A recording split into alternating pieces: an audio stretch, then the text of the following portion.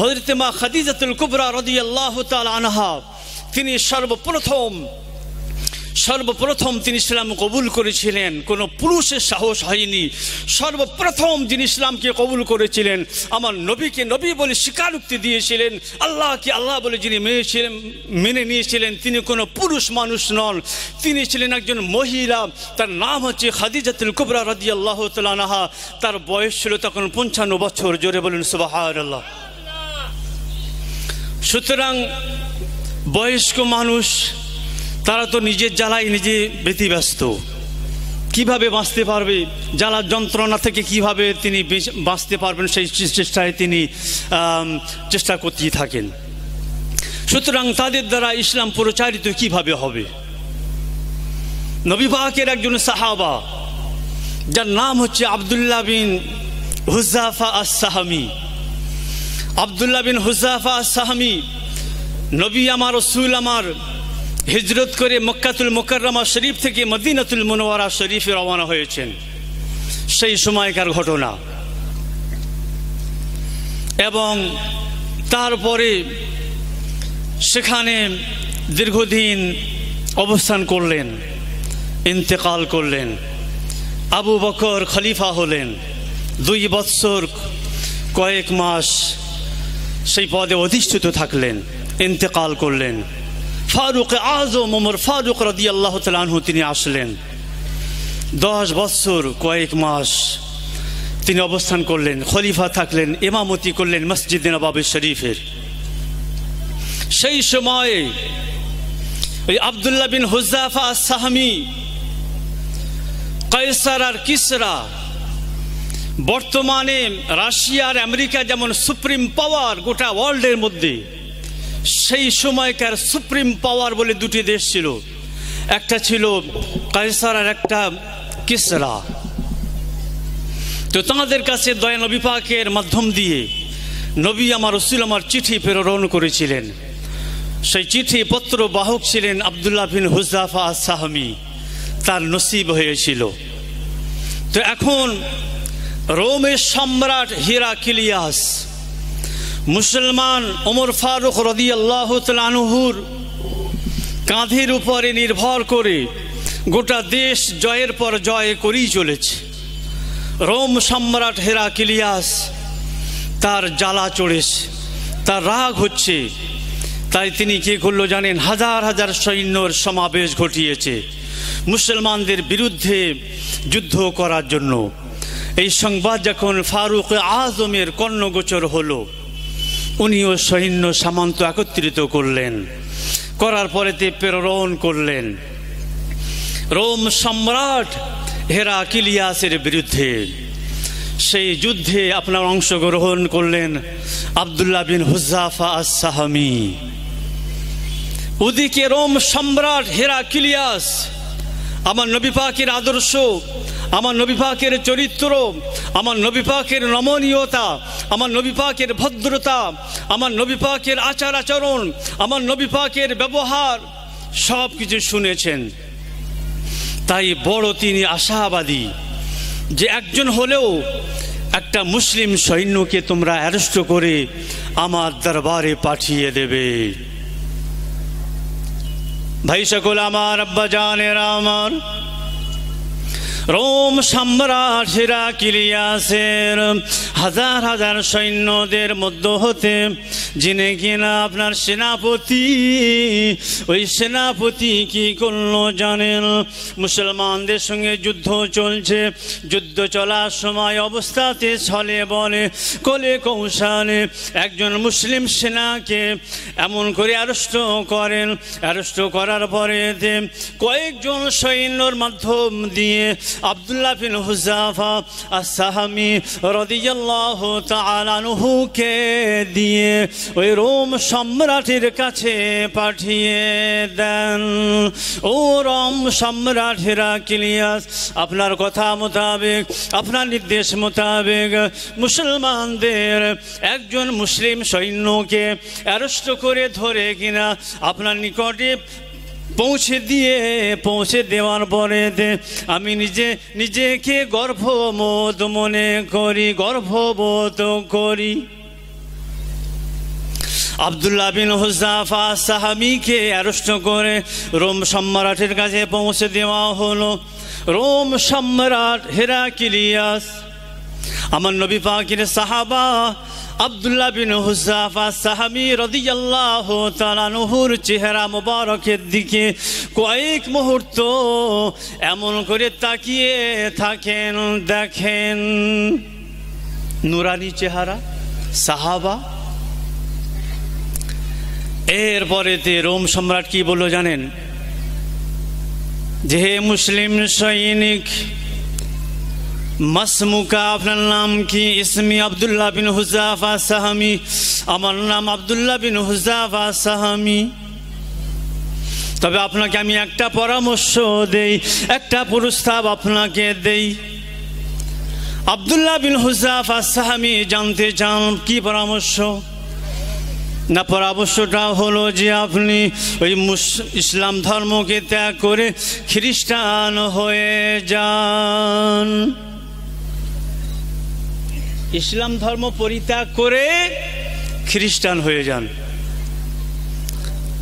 চতুর্দিকে সৈন্য কিন্তু রোম সম্রাটের দরবারে।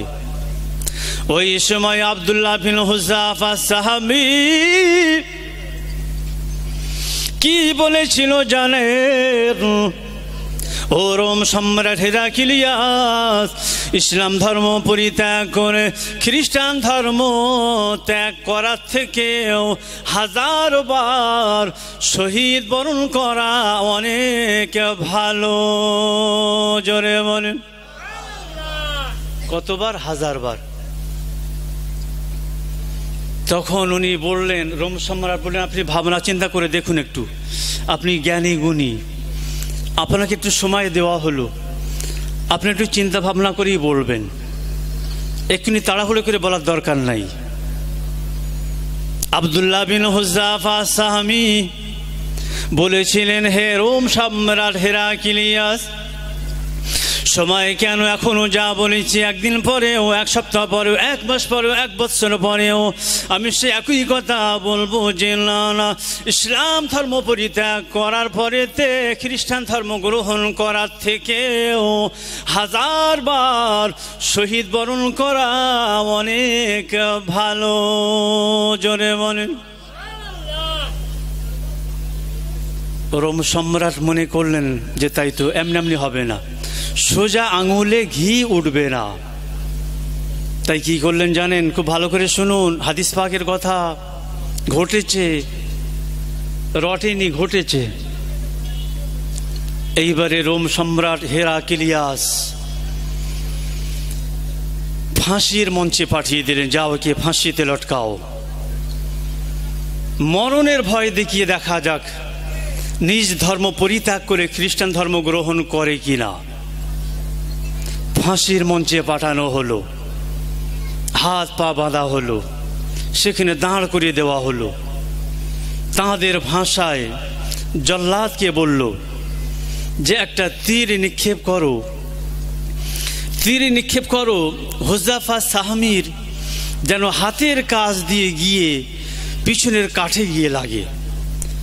জল্লাদ হুঙ্কার ছেড়ে দিয়ে একটা তীর নিক্ষেপ করলো, সাঁ করে তীরটা গিয়ে হাতের পাশ থেকে গিয়ে কাঠের উপরে গড়াম করে গিয়ে আওয়াজ করলো।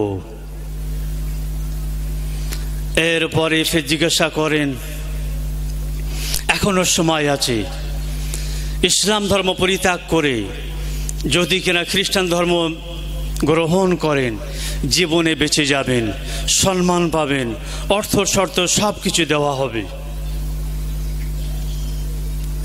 না, একই কথার উপরে অটল রইলেন। ফের আঞ্চলিক ভাষায় রোম সম্রাট বললেন যে পায়ের দিকে একটি তীর নিক্ষেপ করো। পায়ের দিকে একটি তীর নিক্ষেপ করা হলো। আগের তুলনায় আরো হুঙ্কার ছেড়ে আওয়াজ দিয়ে জল্লাদ সাহেব করলো কি, আরেকটা তীর ছুড়ল পায়ের দিকে লক্ষ্য করে, ঠিক পায়ের পাশ দিয়ে গিয়ে কাঠে লাগলো। ফের জিজ্ঞাসা করা হয়, জীবনের মূল্য অনেক বেশি, জীবনে যদি বেঁচে থাকতে পারেন অনেক কিছু করতে পারবেন, তাই ইসলাম ধর্ম পরিত্যাগ করে খ্রিস্টান হয়ে যান না, পিছপা হলেন না, একই জায়গায় রইলেন। আমার আপনার মতন ঈমান তাঁদের ছিল না, তাঁর ছিল না। হাজার হাজার মানুষ সমবেত, সকলের দুটি করে চোখ চাতক পাখির মতন তাকিয়ে আছে, এই ঘটনা ঘটছে। এরপরেতেও রোম সম্রাট হেরাক্লিয়া যখন দেখলো যে না, এমন ভয় দেখিয়েও কাজের কাজ হলো না, ওখানে দাঁড়িয়ে রাখো, একটা বড় ডেস্কি আনো, কড়া আনো, তাতে অনেকগুলো তেল ভরে দাও। তেল ভরে দেওয়া হলো, আগুন দিয়ে জ্বালাও, তেল টকবক টকবক করে ফুটছে। জেলখানা থেকে দুইজন কয়েদিকে ধরে আনো, দুইজন কয়েদিকে ধরে আনা হলো।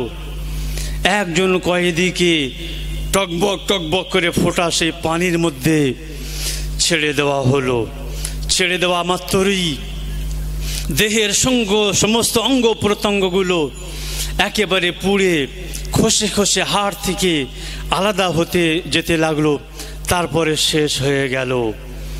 এরপরেতেও আপনারা আব্দুল্লাহ বিন হুযাফা আস-সাহমী রাদিয়াল্লাহু আনহুকে ফের প্রস্তাব দেওয়া হলো যে দেখুন, পরিণতি এমনই হলেই হতে পারে আপনার ক্ষেত্রেও, তাই যদি বাঁচতে চান এখনও ইসলাম ধর্ম থেকে ফিরে এসে খ্রিস্টান ধর্ম গ্রহণ করুন। আব্দুল্লাহ বিন হুযাফা আস-সাহমী রাদিয়াল্লাহু তাআলা আনহু তিনি বললেন যে না, সম্ভব নয়। একবার নয়, দুইবার নয়, 10 বার নয়, 20 বার নয়, 100 বার নয়, 1000 বার যদিও আমাকে বলা হয় তদাপিও আমি ইসলাম পরিত্যাগ করব না। জোরে বলেন সুবহানাল্লাহ। ভাই সকল, আমার আব্বা জানেরা, আমার ও আমার সোনামানিকের দলেরা, ওই আব্দুল্লাহ বিন হুযাফা আস-সাহমী, ওনার বয়স ছিল আপনার 21 বৎসরের জওয়ান যুবক, 21 বৎসর বয়স ছিল। উনি তারপরে কি করলেন জানেন? ওই রোম সম্রাট হেরাক্লিয়াস কোনো আর কথা না শুনে, কোনো অন্য কিছু মন্তব্য না করে জল্লাদকে বলে দেন যে ওকে কিনা ওই গরম টকবক করে ফোটা তেলের মধ্যে ছেড়ে দাও। জল্লাদ কিনা হাত পা বেঁধে ফাঁসি মঞ্চ থেকে নামিয়ে আপনার ওই টকবক করে ফোটা পানিতে নিক্ষেপ করার জন্য আব্দুল্লাহ বিন হুযাফা সাহমীকে টেনে হিসড়ে ওই গরম কড়ার দিকে নিয়ে যায়। গরম কড়ার কাজ যখন নিকটবর্তী হয়ে গেল, ওই সময় আব্দুল্লাহ বিন হুযাফা আস-সাহমী রাদিয়াল্লাহু তাআলা আনহু ওনার দুই চোখ দিয়ে 2 ফোঁটা পানি বাহির হয়ে যায়। এই সংবাদটা রোম সম্রাট হেরাক্লিয়াসের দরবারে পৌঁছে দেওয়া হয়। রোম সম্রাট হেরাক্লিয়াস মনে মনে করলেন যে এইবার মনে হয় মৃত্যুর ভয় পেয়েছে, মরণের ভয় লেগেছে। ও জল্লাদ, সাবধান হয়ে যাও, আব্দুল্লাহ বিন হুযাফা আস-সাহমীকে গরম তেলে নিক্ষেপ করো না, আমার কাছে নিয়ে এসো, আমার কাছে ফিরিয়ে আনো। আব্দুল্লাহ বিন হুযাফা আস-সাহমী রাদিয়াল্লাহু তাআলা আনহুকে রোম সম্রাট হেরাক্লিয়াসের নিকটে নিয়ে যাওয়া হয়। ওই সময় সুবর্ণ সুযোগ মনে করে, লাজুক সময় মনে করে, উইক পয়েন্ট মনে করে আপনার কিনা রোম সম্রাট হেরাক্লিয়াস আব্দুল্লাহ বিন হুযাফা আস-সাহমী রাদিয়াল্লাহু তাআলা আনহুকে বললেন, এইবারে কি ইসলামকে পরিত্যাগ করে খ্রিস্টান ধর্ম গ্রহণ করেননি? ওই সময় আব্দুল্লাহ বিন হুযাফা আস-সাহমী রাদিয়াল্লাহু তাআলা আনহু তিনি বললেন যে না না, ওহে রোম সম্রাট হেরাক্লিয়াস, আপনি আমাকে লোভ দেখান, লালসা দেখান না কেন, যতই ভয় দেখান না কেন, ইসলামকে ছেড়ে, মুহাম্মদ সাল্লাল্লাহু আলাইহি সাল্লামকে ছেড়ে আল্লাহ কি আল্লাহ বলে মানাকে ছেড়ে আমি খ্রিস্টান ধর্ম গ্রহণ করতে পারবো না? জোরে বলুন, আরো জোরে বলেন। ওই সময় রোম সম্রাট হেরাক্লিয়াস বলেছিল, তাহলে আপনি কাঁদলেন কেন? আপনার চোখে কেন পানি বাহির হলো? ওই সময় আব্দুল্লাহ বিন হুযাফা আস-সাহাবী রাদিয়াল্লাহু তাআলা আনহু বলেছিলেন, ওহে রোম সম্রাট হেরাক্লিয়াস, আমি মরণের জন্য কাঁদিনি, আমি ভয়ের জন্য কাঁদিনি, আমি অন্য কোনো কারণে কাঁদিনি। তবে আপনি কাঁদলেন কেন? এই জন্যই আমি কেঁদেছি। আমি আব্দুল্লাহ বিন হুযাফা সাহাবী, আমি নবী পাকের ভক্ত রিক্ত একজন পাগল, আমি নবী পাকের একজন সাহাবা। ওই মাত্র এক কড়া তেলের মধ্যে আমাকে ছেড়ে দেওয়া হবে। এত বড় শরীর, এত বড় বডি, মাত্র এক কড়া গরম তেলে আমাকে শহীদ হতে হবে, এই না মনে করে আমি কিনা কান্নাকাটি করছি যে আমার দেহের মধ্যে যত লোমকূপ আছে, যত কেয়া পশম আছে, যত চুল আছে, এর বিনিময়ে এক এক কড়া গরম তেল হবে। আর আমার দেহের এক একটা অঙ্গ প্রত্যঙ্গ ওই গরম তেলের মধ্যে জ্বালিয়ে শহীদ বরণ করানো হবে। সেই জন্য আমি কিনা আফসোস করে, দুঃখ করে আমি কান্নাকাটি করেছি।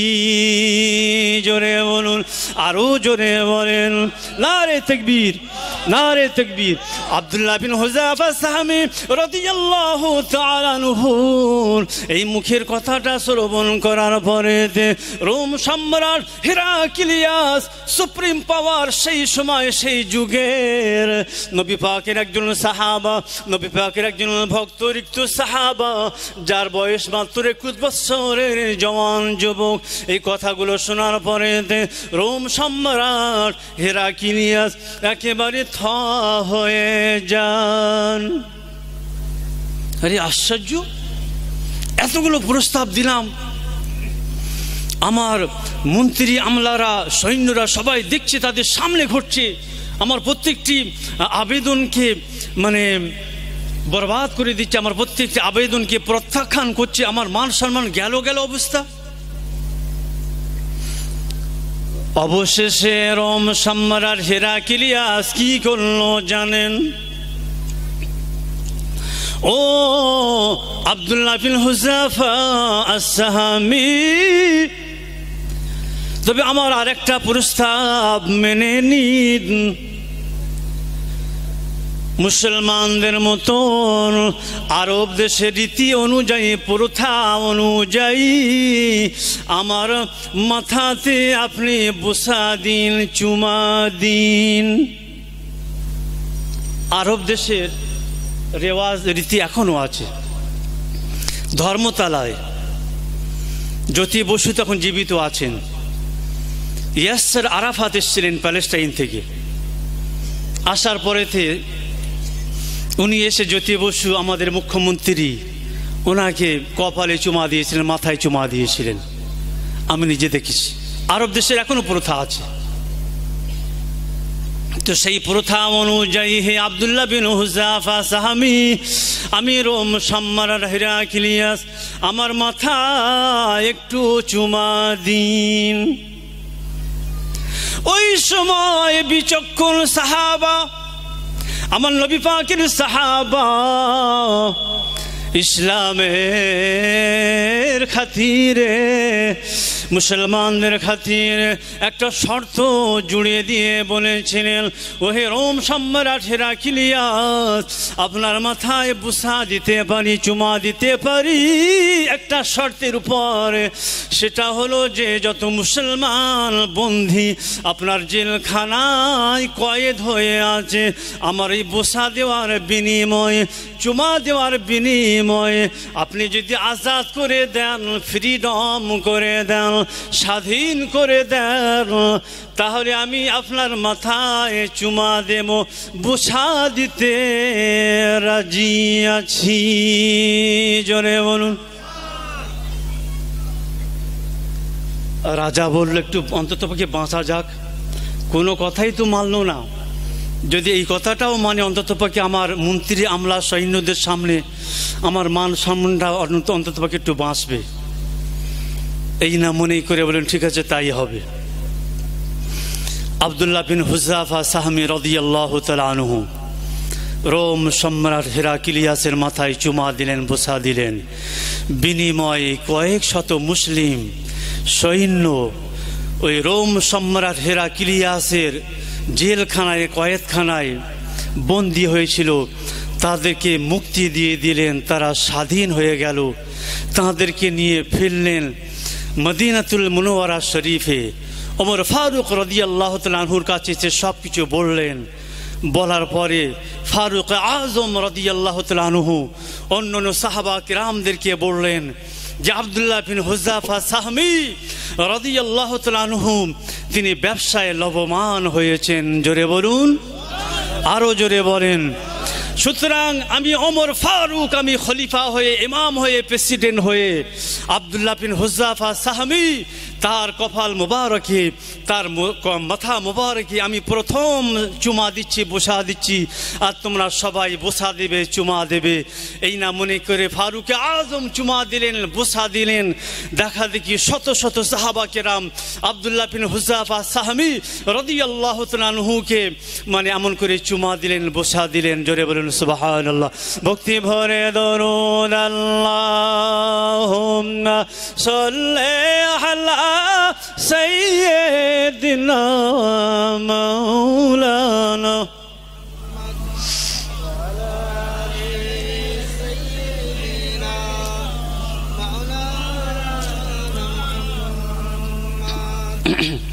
ও নবীজি রোজা হাসর, ও নবীজি রোজা হাসর দিও মোদের দেখা,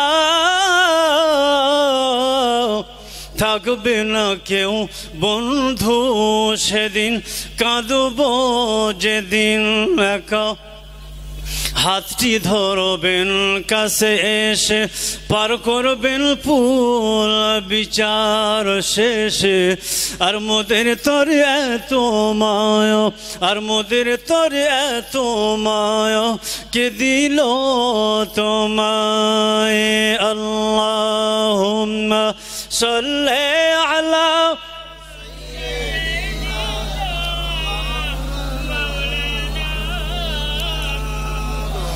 وعلى آل سيدنا مولانا محمد। হে নবী তুমি তো শেখালে, হে নবী তুমি তো শেখালে, ওই নারীদের আছে বাঁচার অধিকার।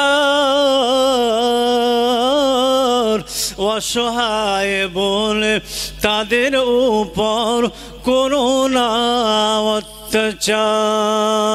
আল্লাহুম্মা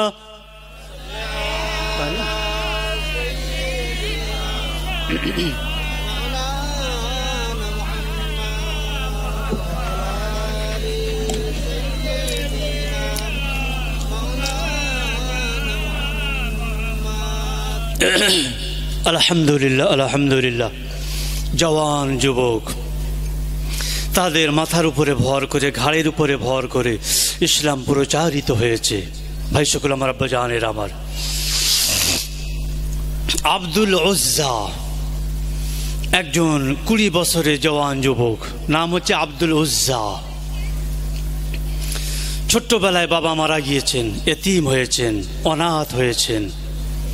নবী আমার হিজরত করে মক্কাতুল মুকাররমা শরীফ থেকে মদিনাতুল মুনাওয়ারা শরীফে চলে গিয়েছেন। চাচার কাছে লালিত পালিত হয়েছেন, বড় হয়েছেন। চাচা আপনার উট দিয়েছেন, ঘোড়া দিয়েছেন, অর্থ দিয়েছেন, ব্যবসা বাণিজ্য দিয়েছেন, ঘর বাড়ি দিয়েছেন। তো একদিন চাচাকে লক্ষ্য করে বলছেন, চাচা যান, ওই যে হজরত মোহাম্মদ, আবদুল্লাহর ছেলে মোহাম্মদ, ওনার সম্পর্কে আপনার ধ্যান ধারণা, আপনার আইডিয়াটা কেমন, আপনি কেমন মনে করেন? তখন চাচা যান বললেন, কেন, কি হয়েছে? বলছেন, আমি একটু জানতে চাচ্ছি, উনি যে ধর্ম প্রচার করছেন, ওনার যে আচার আচরণ, ওনার যে মানুষের সঙ্গে আদান প্রদান, লেনদেন, কথাবার্তা, এসবগুলো তো খুব ভালো লাগে বলে মনে হয়। বলছেন তার মানে তুমি কি চাও? বলছি আমার তো মনে হয় উনি খুব ভালো কথা বলেন, আর নিশ্চয়ই মানুষটি খুব ভালো মানুষ। একবার আস্তে করে বলবেন সুবহানাল্লাহ। এই নবী আমাদের ভালো তো নাকি? নিশ্চয়ই ভালো মানুষ।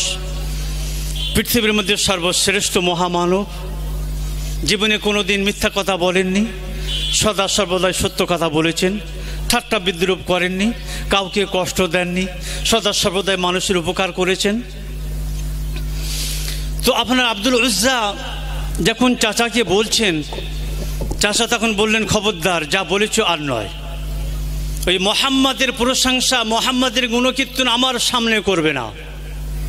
চরম পরম শত্রু চাচা। আর ভাই হচ্ছে আব্দুল উজ্জা, বয়স হচ্ছে আপনার 20 বৎসরের, টকবক করে ফোটা জওয়ান যুবক। তখন বললেন চাচা যান, তাহলে আপনি যখন এতই খারাপ বলছেন, আপনার যখন এতই কষ্ট হচ্ছে, তাহলে আমি ভিতরের জিনিসটা আজকে প্রকাশ করতে বাধ্য হচ্ছি। লা ইলাহা ইল্লাল্লাহু মুহাম্মাদুর রাসূলুল্লাহ সাল্লাল্লাহু তাআলা আলাইহি ওয়াসাল্লাম। জোরে বলুন সুবহানাল্লাহ। কি বললে?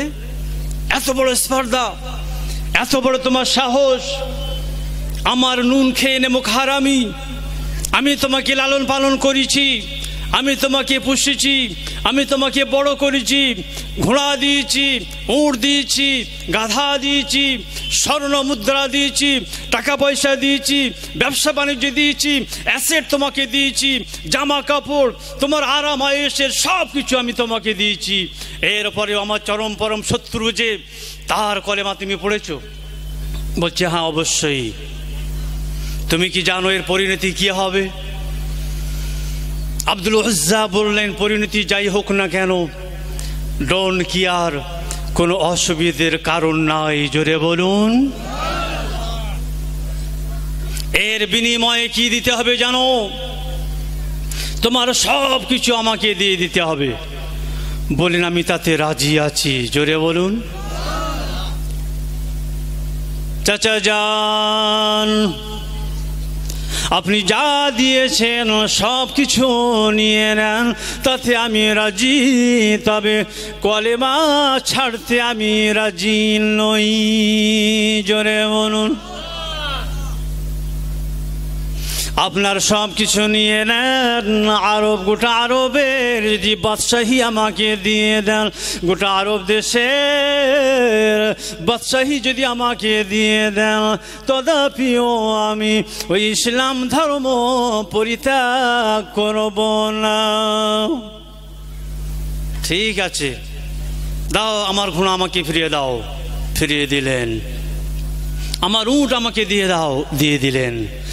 আমার দেওয়া গাধা আমাকে দিয়ে দাও, দিয়ে দিলেন। আমার সোনা গহনা অর্থ টাকা পয়সা সব দিয়ে দাও, সব দিয়ে দিলেন। আমার বাড়ি তালা চাবি দিয়ে চাবিটা আমাকে দিয়ে দাও, দিয়ে দিলেন। চলে আসছেন। দাঁড়াও, তোমার পরনে যে কাপড় আছে, জামা আছে, ওই জামাটাও আমার দেওয়া পয়সায় কেনা, জামাটাও খুলে দাও। আব্দুল উজ্জা চাচার দেওয়া জামাটাও খুলে দেন। ফের রওনা হয়েছেন। দাঁড়াও, দাঁড়িয়ে যান। তোমার পরনের যে পায়জামাটা আছে, ওই পায়জামাটাও আমার পয়সায় কেনা, ওটাও তুমি খুলে দাও। ও আমার সোনা মালিকের দলেরাও, ও আমার জওয়ান যুবকের দলের 20 বৎসরের জওয়ান যুবক, যার নাম হচ্ছে আব্দুল উজ্জা, উনি কিনা ওনার পরনের পায়জামাটাও খুলে দেন।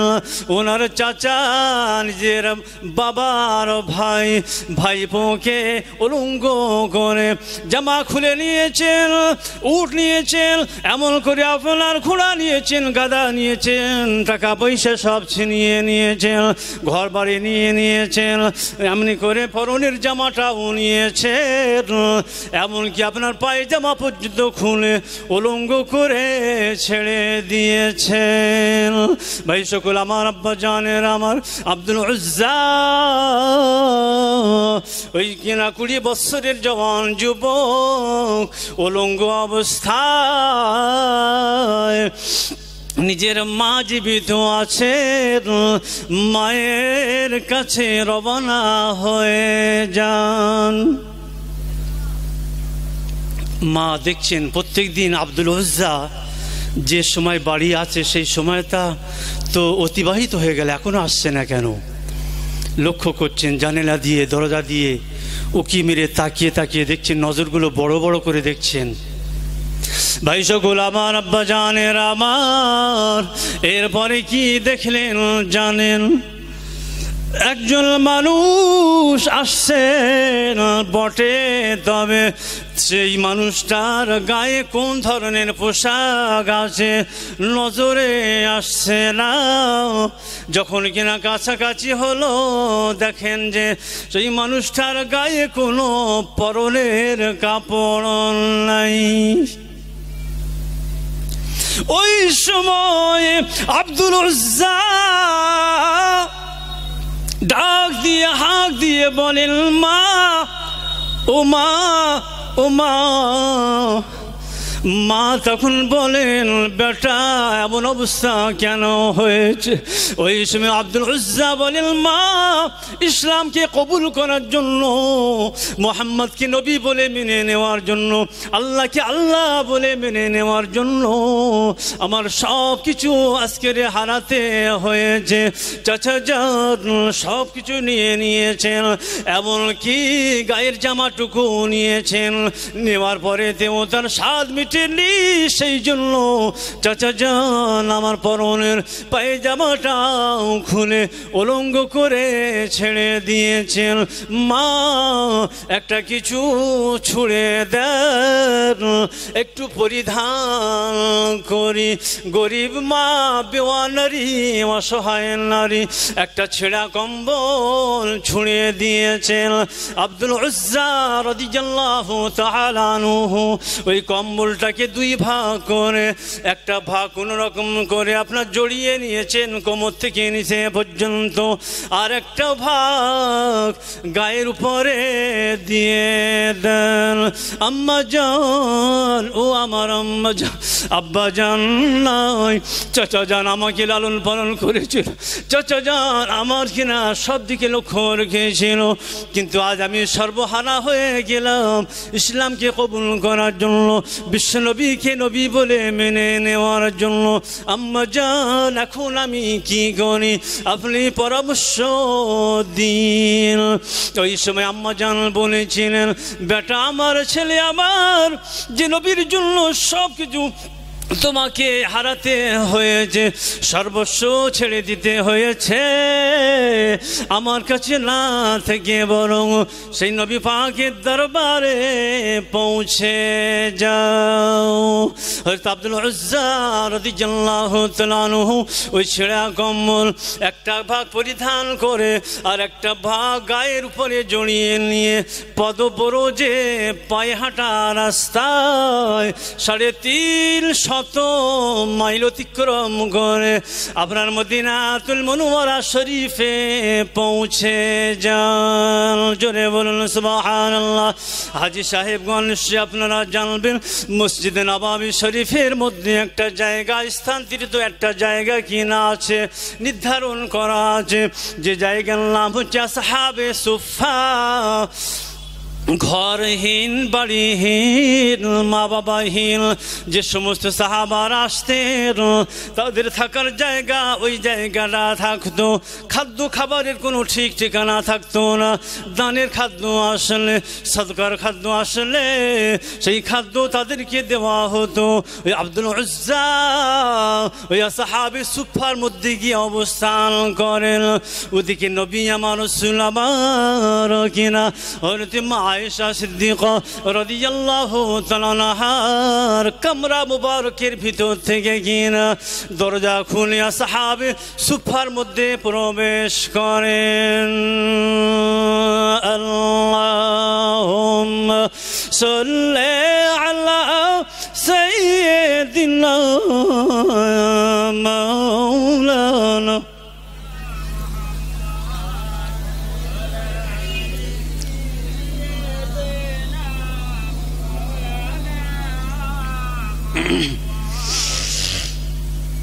মায়া মমতায় ছাড়িয়ে গেছো, মায়া মমতায় ছাড়িয়ে গেছো, ওই মায়ের থেকেও বেশি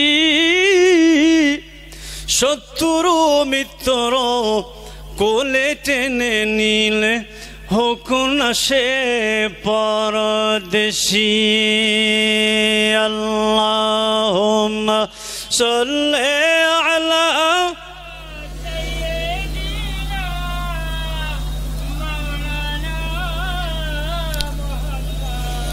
وعلى آل سيدنا مولانا محمد।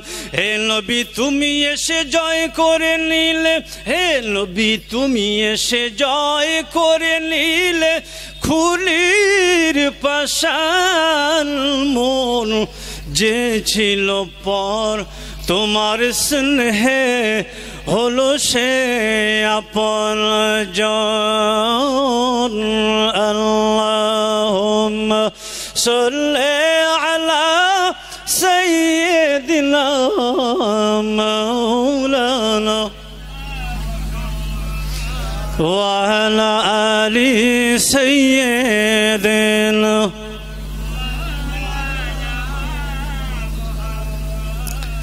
নবী আমার, রাসূল আমার,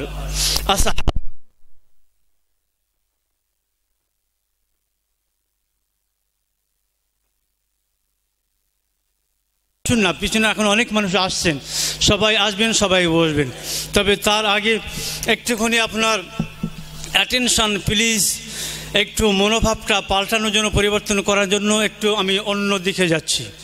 মায়েরা বোনেরা আপনারা এখানে আছেন, বসছেন, দেখছেন, শুনছেন, তবে আরবি অক্ষর দিয়ে কয়েকটি কথা আমি বলছি, আপনারা এগুলো একটু মুখস্থ করার চেষ্টা করবেন।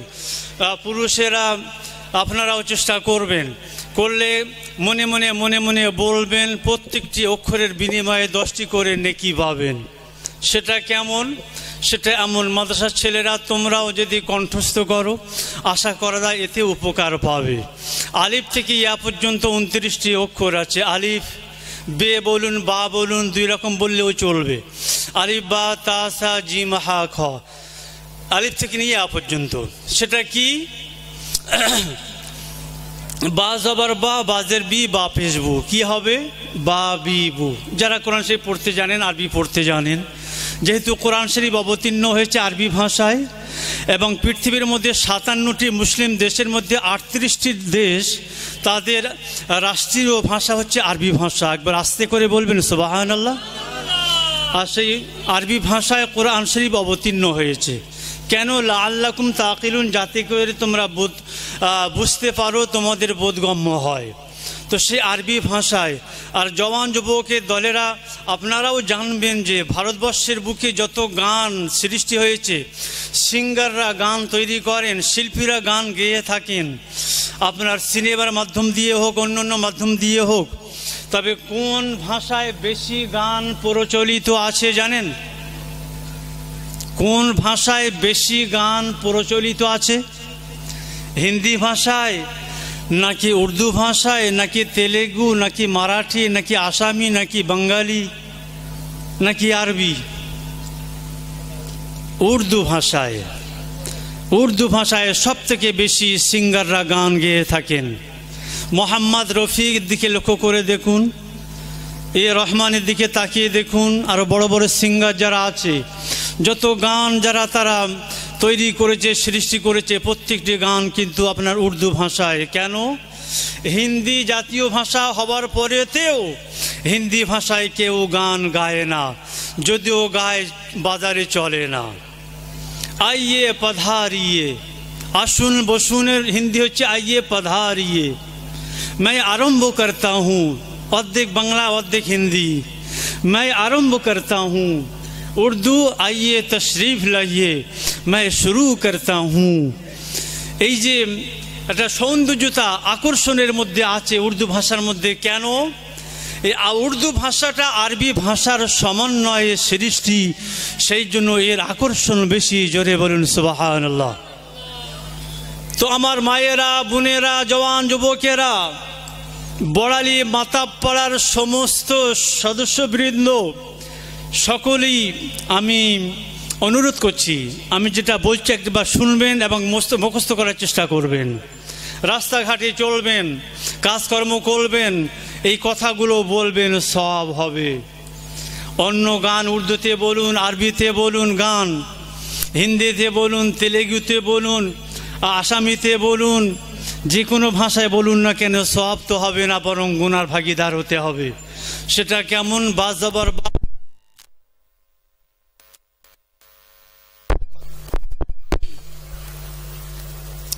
আসলে পাপিষ্ট এখানে বসেছে, তো এই পাপিষ্ট বসার কোন যার কারণেই এটা হচ্ছে, তাই তো? তো কাল থেকে হচ্ছে, যাই হোক।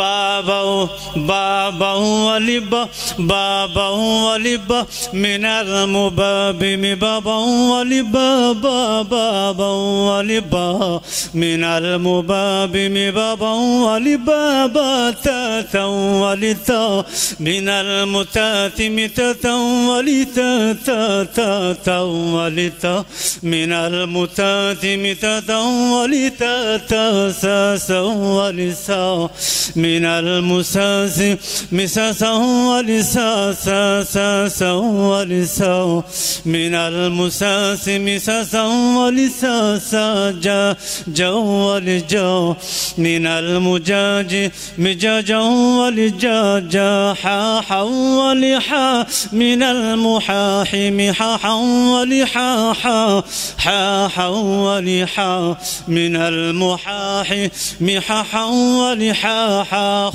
خو ولخا من المخاخ مخاخا ولخاخ دادا ولدا من المداد مدادا ولدادا زادا ولدا من المزاد مدادا ولزادا رارا ولرا من المرار مرارا ولرارا زازا ولزا من المزاز مزازا ولزازا ساسا ولسا من المساس مساسا ولساسا شا ولشا من المشاش مشاشا ولشاشا صاصا ولصا من المصاص مصاصا ولصاصا غاضا ولغا من المغاض مغاضا ولغاضا طاطا ولطا من المطاط مطاطا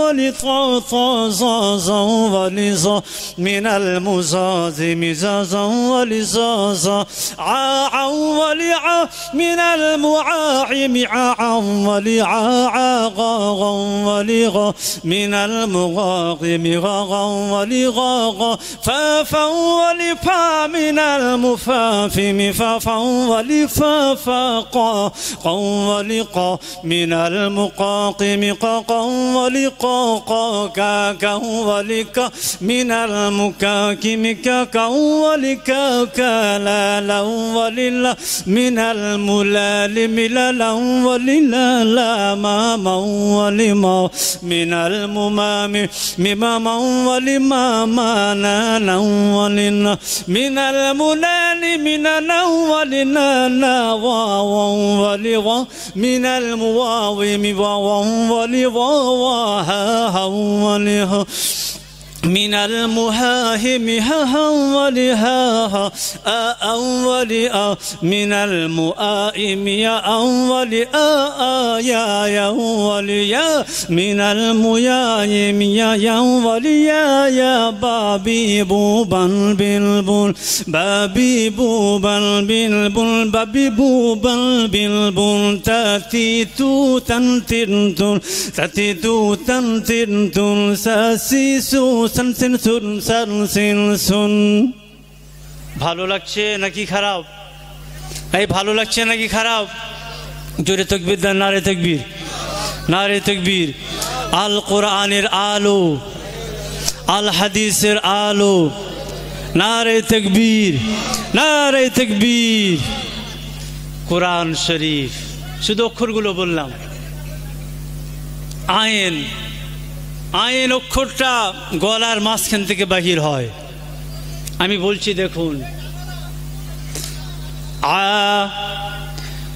আইউ على عين على على عين على على عين على على عين على على عين على على عين على على عين على على عين على। ভালো লাগছে না খারাপ লাগছে? আল্লাহর কালাম, আল্লাহর কালাম তো। ভাই সকল আমার, আব্বা জানের আমার, যে কথা বলছিলাম, দয়াল নবী আমার আয়েশাতুল হুমারা রাদিয়াল্লাহু তাআলা আনহুর কামরা শরীফ হতে, হুজরা শরীফ হতে আসহাফে সুফার মধ্যে পদার্পণ করেন। ওহে জওয়ান যুবক, তোমার নাম কি? কোথা থেকে এসেছো? তোমার অবস্থাটা এমন কেন? ইয়া রাসূলুল্লাহ, ইয়া হাবিবাল্লাহ, আপনাকে নবী বলে মেনে নেওয়ার জন্য, আল্লাহকে আল্লাহ বলে মেনে নেওয়ার জন্য আমি সর্বস্ব আমাকে ত্যাগ করতে হয়েছে। আমি বাবা হারা ইয়াতীম ছেলে, আমার চাচা যান আমাকে লালন পালন করেছিলেন। ইসলামকে গ্রহণ করার জন্য, কোরআন মাজিদকে ঐশী গ্রন্থ বলে মেনে নেওয়ার জন্য, আপনাকে নবী বলে মেনে নেওয়ার জন্য, আল্লাহকে আল্লাহ বলে মেনে নেওয়ার জন্য আমার সর্বস্ব কেড়ে নিয়েছেন আমার চাচা যান। এমনকি পরনের পোশাক পর্যন্ত কেড়ে নিয়ে আমাকে উলঙ্গ অবস্থায় ছেড়ে দিয়েছেন। ইয়া রাসূলুল্লাহ, আমার আম্মা জান একটা ছেঁড়া কম্বল তার বাক্সের মধ্যে রাখা ছিল, সেই ছেঁড়া কম্বলটা আমার দিকে ছুঁড়িয়ে দেন, নিক্ষেপ করে দেন। সেই ছেঁড়া কম্বলটা দুই ভাগে বিভক্ত করে একটা ভাগ নিচের দিকে পরিধান করেছি, অপর ভাগটি আমি গায়ে দিয়ে আপনার দরবারে এসেছি। মাসমুক, তোমার নাম কি? ইসমি আব্দুল উজ্জা। লা লা লা, এমন নাম হতে পারে না।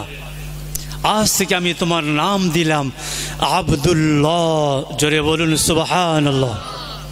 উজ্জা সূরা নজম 27 পারায়, সেখানে তিনটে ঠাকুরের কথা বলা হয়েছে, মানাত, লাত, উজ্জা। আরেকটা ঠাকুর হচ্ছে হবল।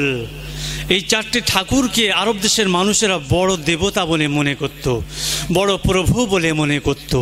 কেউ হাওয়ার দেবতা, কেউ সুখের দেবতা, কেউ দুঃখের দেবতা, কেউ বিবাহের দেবতা, ইত্যাদি ইত্যাদি। তো আব্দুল উজ্জা ঠাকুরের নামকরণ করে ওনার বাবা নাম রেখেছিলেন আব্দুল উজ্জা। তাই নবী আমার নামটাকে পরিবর্তন করে দিলেন যে আজ থেকে তোমার নাম থাকবে আব্দুল উজ্জা। আসহাবে সুফার মধ্যে তুমি অবস্থান করবে। খাদ্য আসলে খাদ্য খাবে, খাদ্য না থাকলে খাদ্য খাবে না। তবে আসহাবে সুফার মধ্যে যারা অবস্থান করতেন তাদের দ্বারা হাদিস পাক বর্ণিত হয়েছে। তারা কি বলেছেন জানেন? যে আমরা 1 শ্বাস 2 শ্বাস, 1 দিন 2 দিন আমাদের পেটে খাদ্য যেত না, খাদ্য আমরা পেতাম না, অনাহারে অর্ধহারে আমরা রাত জাগরণ করতাম, দিন কাটিয়ে দিতাম।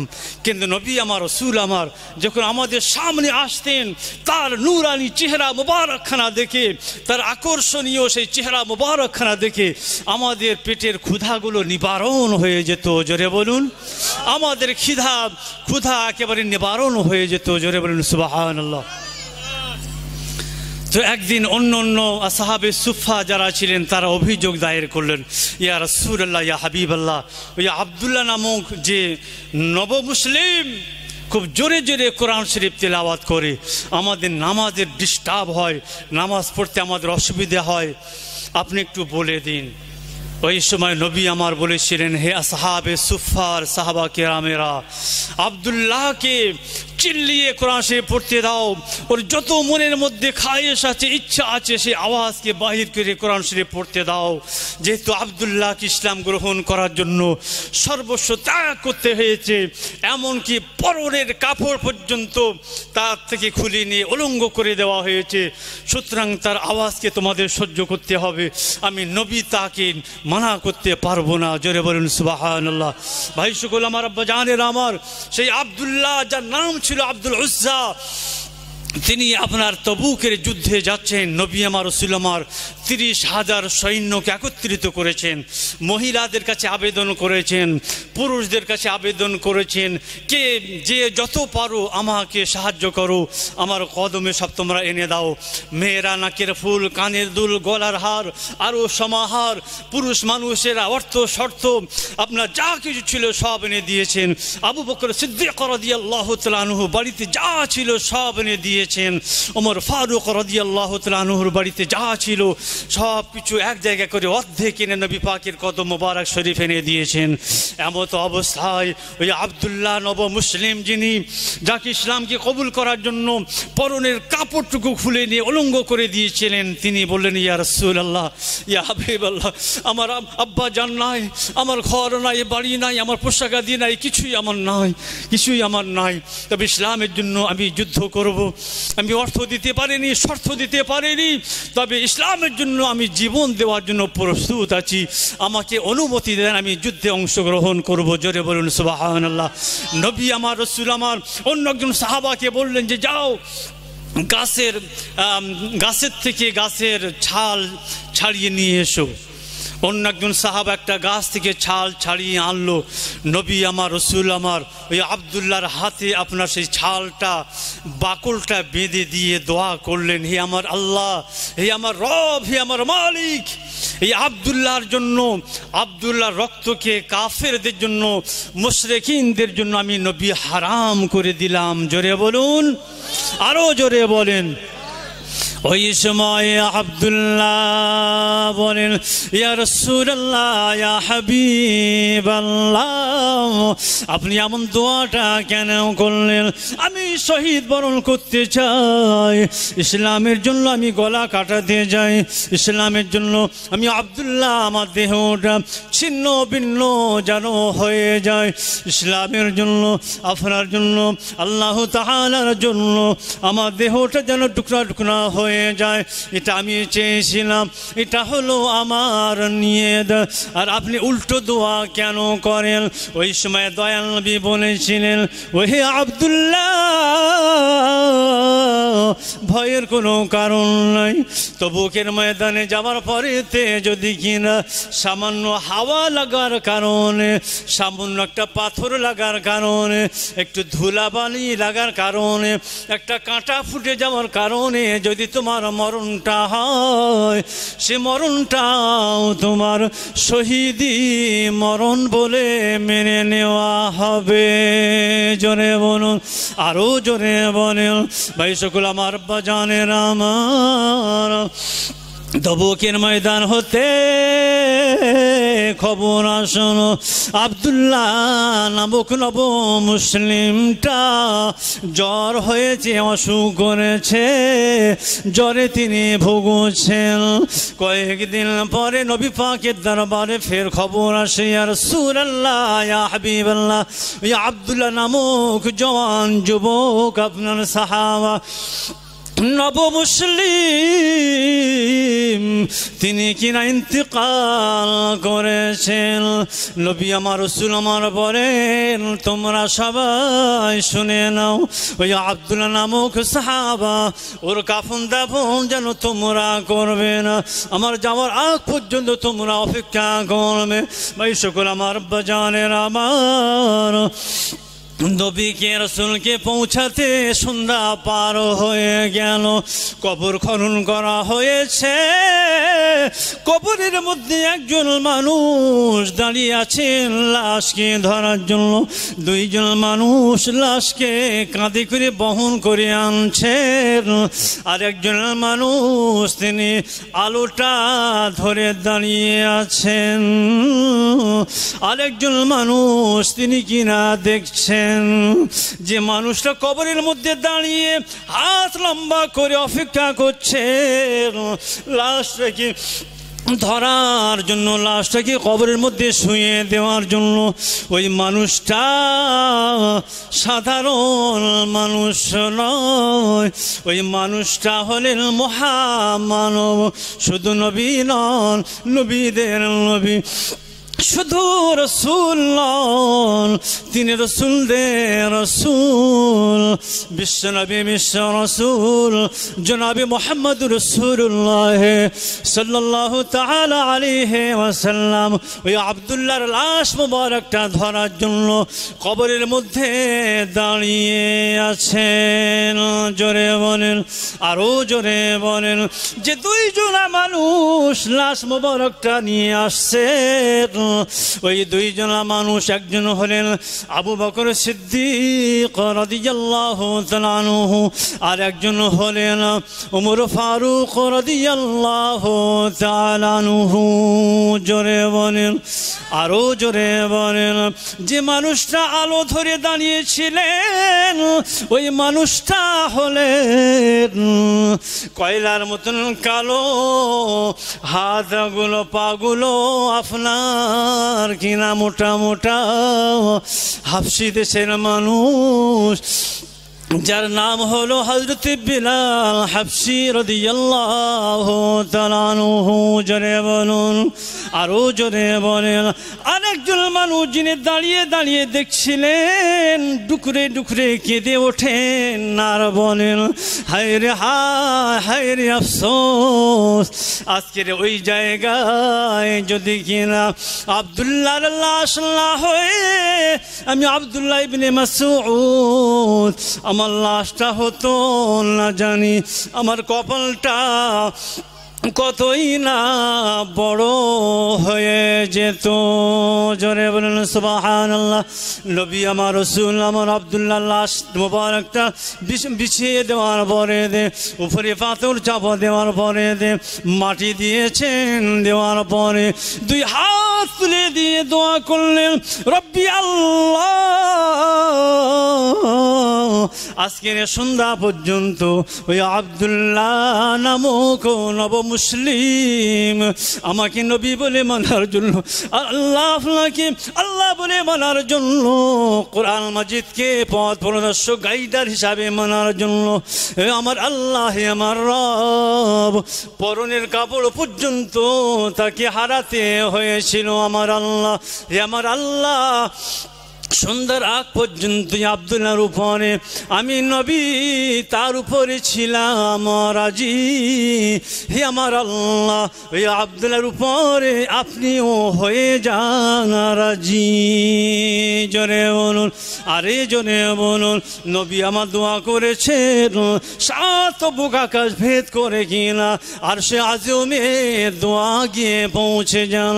আল্লাহ তাআলা আমার রহমানুর রহিম করুন আমার জান্নাতের বিছানা আব্দুল্লাহর জন্য কবরে বিছিয়ে দেন। আল্লাহুম্মা সাল্লি আলা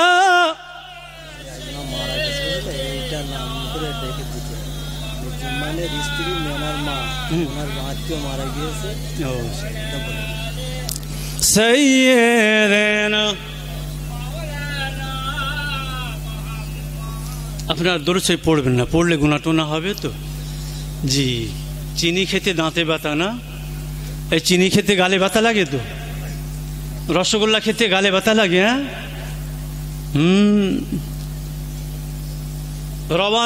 রওয়ানাকুল মজলিস বলে একটা বই আছে, রওয়ানাকুল মজলিস, যার লেখক হচ্ছেন আপনার আবুল লাইস সামারকান্দি। আলেম সম্প্রদায়ের লোক, শুধু ভারতবর্ষ না, গোটা পৃথিবীর সব মানুষ তাকে চেনেন, জানেন। আবুল লাইস সামারকান্দি তিনি একটি বই লিখেছেন, যে বইটির নাম হচ্ছে রওয়ানাকুল মজালিস। আচ্ছা বলছি, তার আগে একটি ঘোষণা। আমার ভাই জুম্মান ভাইয়ের স্ত্রী মিনার মা, আপনি যদি এখানে থাকেন, আপনার কোনো একজন আত্মীয়র শরীর খুব খারাপ, জি এমনকি হয়তো মারা গিয়েছে, আপনি যত শীঘ্রই পারেন বাড়ির দিকে রওনা হয়ে যান। জুম্মানের স্ত্রী মিনার মা, আপনি যদি এখানে থাকেন, দয়া করে মেহেরবানি করে তাড়াতাড়ি বাড়ির দিকে রওনা হয়ে যান। আপনার কোনো এক আত্মীয় মারা গিয়েছেন, ইন্তেকাল করেছেন। ঘোষণাটি শেষ হলো। ভাই শুক্র আমার বাজানের, আমার কি কথা বলছিলাম, কোন দিকে বলছিলাম? হ্যাঁ, চিনি খেতে গালে ব্যথা, রসগোল্লা খেতে দাঁতে ব্যথা। ওই কিতাবের মধ্যে কি লেখা আছে জানেন? আমি যতগুলো কিতাব বক্তব্য রাখি, প্রত্যেকটি তথ্যমূলক কথা বলার চেষ্টা করি। আলহামদুলিল্লাহ, আলহামদুলিল্লাহ, সেটা আল্লাহর দয়া। তো এই কিতাবের মধ্যে লিখিত হয়েছে কি জানেন? হজের সময় হাজি সাহেবরা হজ করতে যান। এই কোথায় যান? এই হজ করতে কোথায় যান? মক্কা শরীফ, মদিনা শরীফ হজ করতে গিয়েছেন। একজন জওয়ান যুবক হজ করতে গিয়েছেন। আমাদের দেশের মানুষের ধারণা হচ্ছে, আমাদের দেশের সকলের ধারণা হচ্ছে যে মানুষ বুড়ো না হলে হজে যেতেনি, এইগুলো না পাকলে নাকি হজে যেতেনি। হ্যাঁ, সংসারের কাজ থেকে যতক্ষণ না পরিত্রাণ না পাই ততদিন হজে যেতে নেই। যতদিন না বুড়ো না মেরে যাবে ততদিন হজে যেতে নেই। না, সব ভুল ধারণা। তো একজন জওয়ান যুবক হজে গিয়েছেন। হজে যাওয়ার পরে ওই যে আপনার কাবা শরীফে তওয়াফ করেন, ঘোরেন, চক্কর দেন, ওকে আরবিতে তওয়াফ বলা হয়। তওয়াফ বলা হয়, তওয়াফ। এবং 7টি তওয়াফের আলাদা আলাদা দোয়া আছে।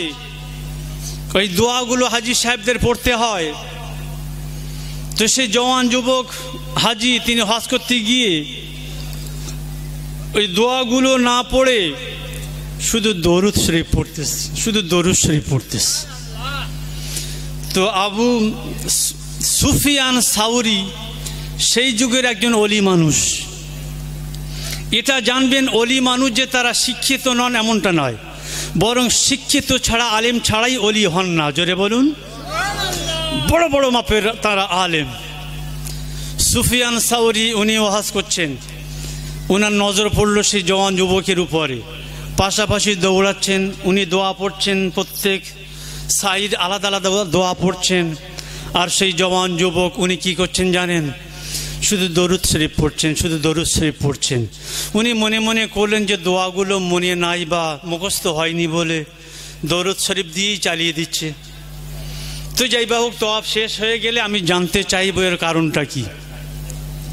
ভাই সকল আমার, আব্বা জানের আমার, হযরতে সুফিয়ান সাউরি এবং সেই জওয়ান যুবকের যখন তওয়াফ করা শেষ হয়ে গেল,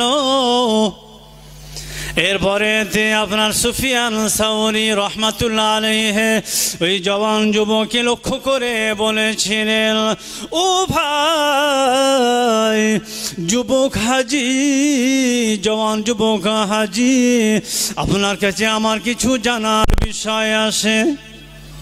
তিনি বললেন, বলুন মহাশয়, কি জানার আছে? না না, তওয়াফ করার সময় আপনি যে তওয়াফের আলাদা আলাদা দোয়া আছে, সেই দোয়াগুলো না পড়ে আপনি দরুদ শরীফ বারবার বারবার দরুদ শরীফ পড়ে কেন চালিয়ে দিচ্ছেন? আপনার কি তওয়াফের দোয়া জানা নাই, নাকি অন্য কোনো কারণ আছে? আপনি কি একটু বলবেন? ওই সময় জওয়ান যুবক হাজি কি বলেছিল জানেন?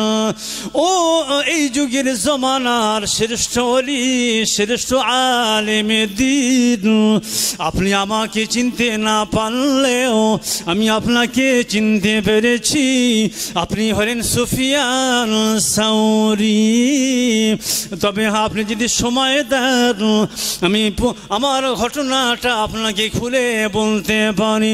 সুফিয়ান সাউরি রহমাতুল্লাহ আলাইহি বলেন, হ্যাঁ হ্যাঁ বাবা, তুমি বলো তোমার জীবনের এমন কি ঘটনা ঘটলো। তো আফের দোয়া বাদ দিয়ে শুধু দরুদ শরীফ পড়তে থাকো। ওই সময় জওয়ান যুবক বলেছিল, হে জমানার শ্রেষ্ঠ ওলি, শ্রেষ্ঠ আলেম সুফিয়ান সাউরি, একদা আমি আমার আব্বার সঙ্গে একটা ভ্রমণে যাচ্ছিলাম, একটা সফরে যাচ্ছিলাম। পথের মধ্যে আমার আব্বা জানের শরীরটা বড় অসুস্থ হয়ে গেল, পেটের বেদনা আরম্ভ হয়ে গেল। এমন করে কিনা বাবা গো মা গো, আল্লাহ বাঁচাও, আল্লাহ হেফাজত করো, অনেক রকমের কথা বলতে বলতে সময় যত অতিবাহিত হয় যন্ত্রণা আরও বাড়তে থাকে। এরপরে কিনা বেহুশ হয়ে যান, আবার হুঁশ ফিরে পান। যন্ত্রণা ছোটে, যন্ত্রণার জ্বালায় ছটফট করতে করতে করতে করতে এক সময় আমার আব্বা জান নিথর হয়ে যায়, গা হাত পা সব ঠান্ডা হয়ে যায়, তিনি ইন্তেকাল করে যান। ও সুফিয়ান সাউরি, হে যুগের বড় আলেম, হে আল্লাহর ওলি। ভ্রমণের দুইজনের সঙ্গে একজন হলেন বাপ আর একজন হলো বেটা। বাপ মারা গিয়েছে, আমি বেটা হওয়ার কারণে বিরাট দুঃখ পেলাম, ব্যথায় ব্যথাতুর হয়ে গেলাম। এবং সারাদিন হাঁটা রাস্তায় হাঁটার পরে দে, কান্নাকাটি করার পরে দে, দুঃখে দুঃখিত হওয়ার পরে দে, ওই লাশকে কোলে করে নিয়ে আমি ঘুমিয়ে পড়েছিলাম। তবে সুফিয়ান সাউরি ও আল্লাহর ওলি, বড় মাপের আলেম, আমার বাবা ইন্তেকালের পরে দে, আমার আব্বাজান ইন্তেকালের পরে দে, তার দেহের রং যেমন ছিল মারা যাওয়ার পরে, ইন্তেকালের পরে তার গায়ের রংটা আরো পিত কালো বর্ণ ধারণ করলো, কয়লার মতন তার দেহটা কালোয় রূপান্তরিত হয়ে যায়। ও সুফিয়ান সাউরি, দুঃখের উপরে দুঃখ, তাই কিনা আমি আরো চিন্তিত হয়ে পড়লাম। এমন করতে করতে এক সময় আমি ঘুমিয়ে পড়লাম। ঘুমের মাঝে দেখলাম যে সূর্য উদিত হয়েছে। আমি সেদিকে তাকিয়ে দেখলাম যে না, এটা কোনো সূর্য নয়, এটা কোনো চন্দ্র নয়, এটা কোনো গ্রহ নয়, এটা কোনো নক্ষত্র নয়, এটা কোনো মানব রচিত আলো নয়, বরং একটা এমন একটা জ্যোতি আসার পরেতে গোটা পৃথিবীটা আলোয় আলোকিত হয়ে যায়। জনে বলুন সুবহানাল্লাহ। ওই আলোটা আরো নিকটে আসে, আরো নিকটে আসে, নিকট থেকে নিকটতম হওয়ার পরেতে একেবারে আমার আব্বা জানের লাশের নিকটে পৌঁছে যান। আসার পরেতে ওই জ্যোতির্ময় মানুষটি আমার আব্বা জানের মৃত লাশের উপরে হাত দিয়ে দিয়ে হাত দিয়ে দিয়ে এমন করে টাচ করে বুলাতে থাকেন, মাথা থেকে পা পর্যন্ত এমন করে ঘুরিয়ে দেন। তার হাত মুবারকের স্পর্শ পেয়ে, তার হাত মুবারকের টাচ পেয়ে কিনা আমার আব্বা জানের ওই কয়লার মতন কালো রঙের দেহটা একেবারে একেবারে পূর্ণিমা চাঁদের মতন আলোয় আলোকিত হয়ে যায়। জোরে বলুন সুবহানাল্লাহ। আমি আনন্দিত হয়ে আমি বড় আনন্দিত হলাম, আনন্দ পেলাম। আমি তাকে জানতে চাইলাম, হে মহামানব, হে অপরিচিত ব্যক্তি, আপনার নাম কি? আপনি কোথা থেকে এসেছেন? আপনার নামটা কি? ওই সময় ওই ব্যক্তিটি বলেছিলেন যে আমি মুহাম্মাদুর রাসূলুল্লাহ। জোরে বলুন সুবহানাল্লাহ। আমি সঙ্গে সঙ্গে কিনা তার কদম মোবারকে লুটিয়ে পড়ি, আমি তার কদম মোবারকটা জড়িয়ে ধরে বলেছিলাম, ইয়া রাসূলুল্লাহ, ইয়া হাবিবাল্লাহ। ছেলে হওয়ার নাতে, ছেলে হওয়ার কারণে আমি তোমার বাবা সম্পর্কে, আমার আব্বাজান সম্পর্কে জানি। তিনি তো খুব বেশি আমল করেননি, পরেও আপনি বা কেন আসলেন? এই আসার কারণটা কি? ওই সময় নবী আমার বলেছিলেন, রাসূল আমার বলেছিলেন, ওহে জওয়ান যুবক, হে তরুণ, শুনে নাও, জেনে নাও, তোমার বাবা তোমার আব্বাজান বেশি ভালো কর্ম করতে না পারলেও, বেশি নেক কর্ম করতে না পারলেও, দিনের শুরুতে, দিনের শেষে, রাতের শুরুতে ঘুম যখন ভেঙে যায়, তখন যখন মনে পড়ে, তখন আমি নবী, আমি রাসূল আমার উপরে ওই কলিজার ভিতর থেকে দরুদ শরীফ পাঠ করত। জোরে বলুন সুবহানাল্লাহ। ওই জওয়ান যুবক, হে তরুণ, তোমার আব্বাজান ওই ইন্তেকালের সময় পেটের যন্ত্রণায় ছটফট করতে করতেও আমি নবী, আমি রাসূল আমার উপরে ভক্তি ভরে দরুদ শরীফ পড়তে পড়তে ইন্তেকাল করেছে বলে আমি সুদূর মদিনাতুল মুনাওয়ারা শরীফ হতে তোমার আব্বাজানের ডাকে সাড়া দিয়ে, তোমার আব্বাজানের ভালাই কল্যাণ অর্থে আমি সুদূর মদিনাতুল মুনাওয়ারা শরীফ থেকে তোমার আব্বাজানের নিকট এসে হাজির হয়েছি। জোরে বলুন সুবহানাল্লাহ। ওহে তরুণ, ওহে জওয়ান যুবক, আরো জেনে নাও, শুনে নাও, তোমার আব্বাজানের দেহতে আমি নবী, আমি রাসূল আমার হাত মুবারক স্পর্শ হয়েছে।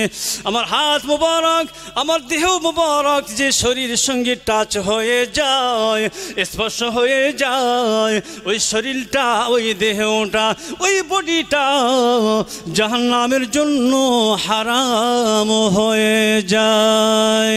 জোরে বলুন। আর ওই দেহটা, ওই বডিটা, ওই শরীরটা জান্নাতের জন্য ওয়াজিব হয়ে যায়।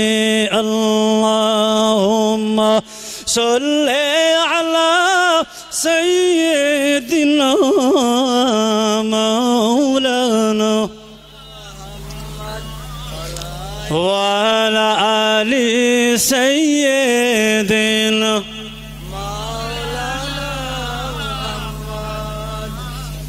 ভাইজান, এখানে ইতি টানি, 12টা বাজতে চলেছে, তাই তো? জি, পাশেই আছি, পাশেই থাকি, যখন তখন ডেকে নিলে আমাকে পাবেন, তাই তো? হ্যাঁ, ভাঙড় কলেজ ময়দানে একটু নামাজ পড়াই। কি নামাজ? ফজরের নামাজ। ভাঙড় কলেজ ময়দানে কিসের নামাজ পড়াই? একটু ঈদের নামাজ পড়াই। আর বিজয়গঞ্জ বাজারে যে জামে মসজিদ আছে, ওখানে একটু জুমার নামাজ পড়াই। ঘটকপুকুর আবু বকর সিদ্দিকিয়া মেমোরিয়াল, আমার দাদা হুজুর কিবলা রহমতুল্লাহ আলাইহির নামকরণ করে যে মাদ্রাসা, ওখানে একটু সকালবেলা বর্ণ পরিচয় পড়াই। জি, ও আ হস্যই দীর্ঘই বর্ণ পরিচয়ের মধ্যে পাওয়া যায় তো ওগুলো। জি, আর ওই কালীরাইট সিনিয়র মাদ্রাসা, ওখানে একটু ধারাপাত পড়াই। 2 কে 2, 2 দুগুণে 4, 3 দুগুণে 6। আর রাত্রিবেলাতে একটু পাগলের মতন করে ঘুরে ঘুরে একটু জলসা করি। এই আমার হচ্ছে স্ট্যাটাস। আমার জন্মভিটে হচ্ছে ভাঙড় থানার অন্তর্গত কৃষ্ণমাটি গ্রাম। বর্তমান অবস্থান করছি আজ থেকে 17 বৎসর হয়ে গেল বারোসাত থানার অন্তর্গত কদমগাছি গ্রাম। বুঝতে পারলেন? আর আরও আমি মাদ্রাসাতে পড়াতাম, ওয়ারি খারিজি মাদ্রাসা, ওখানে একটা টাইম দিতাম। হাতিস সালাম মাদ্রাসা, ওখানে একটু টাইম দিতাম। বোয়ালঘাটা মাদ্রাসা, ওখানে একটু টাইম দিতাম। তারপরে দেখলাম শরীর আর পারমিট করছে না, আর টানছে না, এত দৌড়াদৌড়ি ছোটাছুটি আমার দ্বারা আর হচ্ছে না, তাই সেগুলো ছেড়ে দিলাম। তবে বর্তমানে একটা সরকারি একটা বেসরকারি মাদ্রাসা আছে, আর এই মসজিদে একটু জুমার নামাজ পড়াই, একটু ঈদের নামাজ পড়াই, জলসা করি। এই হচ্ছে আমার পরিচয় পরিচিতি। যখন ডাকবেন তখন পাওয়া যাবে, ভাইয়ের মতন করে, যে যেমন বয়সের সাথে মনে করেন সেইভাবেই পাওয়া যাবে ইনশাআল্লাহুল আজিজ। শুধু জলসা করি তা নয়, বড় বড় কিরাত প্রতিযোগিতার বিচারকের দায়িত্ব পালন করি। কিরাত প্রতিযোগিতা, নাত প্রতিযোগিতার বিচারকের দায়িত্ব পালন করি, আল্লাহ করান। হিফজ প্রতিযোগিতা হয়, তার বিচারকের দায়িত্ব আল্লাহ পালন করান। হাই মাদ্রাসা বলুন, অন্যান্য মাদ্রাসায় এক্সপার্ট হিসাবে আমাকে দাওয়াত করা হয়, আমি সেখানে যাই, শিক্ষক নির্বাচন করে দিয়ে আসি। এ কিসের জন্য হচ্ছে? আমার জন্য না, আমার আল্লাহর শক্তি। জোরে বলবেন না সুবহানাল্লাহ। এর কোনো কর্তৃত্ব নাই, সব কর্তৃত্বের মালিক হচ্ছে আমার আল্লাহ। জোরে বলুন সুবহানাল্লাহ। একজন মানুষের দ্বারা এত কিছু যে হতে পারে, আল্লাহ চাইলে হতে পারে, তাছাড়া কিছুই হতে পারে না। জোরে বলুন সুবহানাল্লাহ। জি ভাই সকল, আমার আব্বা জানেন, আমার গোটা পশ্চিমবঙ্গে আমার ছাত্র ছড়িয়ে আছে, আল্লাহর অশেষ দয়া। আমার হাত দিয়ে কমপক্ষে 50 জন ছাত্র এক বৈঠক করে তারা পাগড়ি নিয়েছেন। হাফেজে কোরআন আমার ছাত্র তামাম পশ্চিমবঙ্গের মধ্যে শিক্ষকতা করছে। আমার দ্বারা কারিয়ে কোরআন হয়েছে, আল্লাহ করিয়েছেন, তারাও মাদ্রাসা শিক্ষকতা করছেন। আর আলেম তো মাদ্রাসার থেকে, সরকারি মাদ্রাসার থেকে হচ্ছে আর হতেই থাকবে ইনশাআল্লাহুল আজিজ। জানি না হায়াত কতদিন রেখেছেন, তবে একটা স্বপ্ন আমার মধ্যে আছে। আমার পুঁজি নেই, সম্বল নেই, আমার কিছুই নেই, তবে স্বপ্ন খুব বড়। পুঁজি হচ্ছে আমার আল্লাহ, পুঁজি হচ্ছে আমার নবী, পুঁজি হচ্ছে আমার রসুল। এটাই হচ্ছে পুঁজি, এটাই আমার সম্বল। এটাকে পুঁজি করে সম্বল করে একটা বড় স্বপ্ন দেখে রেখে দিয়েছি। আমার আল্লাহ যদি চান স্বপ্ন যাতে যদি বাস্তবে রূপ দেয়, তবে একটা প্রতিষ্ঠান গড়ার স্বপ্ন আমি দেখে রেখে দিয়েছি। শুধুমাত্র একটা জমির ঠিক ঠিকানা হয়েছে 7 বিঘা জমি। আল্লাহ করে যেন জমিনটা মাদ্রাসার পক্ষে হয়, সবাই বলুন আল্লাহুম্মা আমিন। জমিটা হয়ে যাওয়ার পরে তো একটা গোটা পশ্চিমবঙ্গে যে মাদ্রাসা নাই, জামিয়াতুল কুররা, শুধুমাত্র কারি সাহেবদের সেখানে প্রশিক্ষণ দেওয়া হবে। দেওবন্দ থেকে বলুন, মাজহারুল উলুম থেকে বলুন, তামাম ভারতবর্ষের থেকে, বহির্বিশ্বের থেকে বড় বড় কোরআয়ে কেরামদেরকে আনা হবে, যাদের ইউটিউব, যাদেরকে গুগলের মধ্যে পাওয়া যায়, পৃথিবীর মানুষ যাদেরকে চেনেন, এমন কোরআয়ে কেরামদেরকে এনে আমি একটা মাদ্রাসা গড়ার জন্য স্বপ্ন দেখেছি। এটা আমার সবথেকে বড় স্বপ্ন। যদি এটা বাস্তবে রূপ দেয়, আমার আল্লাহ তাআলার দরবারে আমি আমার জীবনটাকে ধন্য হয়েছে বলে মনে করব ইনশাআল্লাহ। আপনারা সবাই দোয়া করবেন, আল্লাহ তাআলা যেন আমার এই স্বপ্নকে বাস্তব রূপ দেওয়ার তৌফিক দান করেন। সবাই বলুন আল্লাহুম্মা আমিন। আমার নবী পাকের বয়স কত ছিল? এই নবী পাকের বয়স কত ছিল? 63 বছর বয়স। আবু বকর সিদ্দিক রাদিয়াল্লাহু তাআলা আনহুর বয়স কত ছিল? শুধু ওয়াজ শুনেন এই কান দিয়ে আর এদিক দিয়ে। আবু বকর সিদ্দিক রাদিয়াল্লাহু তাআলা আনহুর বয়স ছিল 63 বছর। একবার আস্তে করে বলবেন সুবহানাল্লাহ। ওমর ফারুক রাদিয়াল্লাহু তাআলা আনহুর বয়স কত ছিল? 63 বছর। জোরে বলুন। বড় বড় আইম্মা, বড় বড় সাহাবা কিরাম তারা আবেদন করেছিলেন আল্লাহর কাছে, আল্লাহ গো, আমার নবীর থেকে আমার বয়স যেন বেশি না হয়, আমার নবীর থেকে আমার বয়স যেন লম্বা না হয়ে যায়, আমার নবীর বয়সের সঙ্গে আমার বয়সটা অ্যাকসেপ্টেড করে দিও গো আল্লাহ। আল্লাহ তাআলা তাদের দোয়া কবুল করেছিলেন। ওই বয়সে তাদের ইন্তেকাল হয়েছে। জোরে বলুন সুবহানাল্লাহ। এটা একটা বড় চাওয়া পাওয়া নয়? এটা একটা বড় চাওয়া পাওয়া নয়? অবশ্যই অবশ্যই।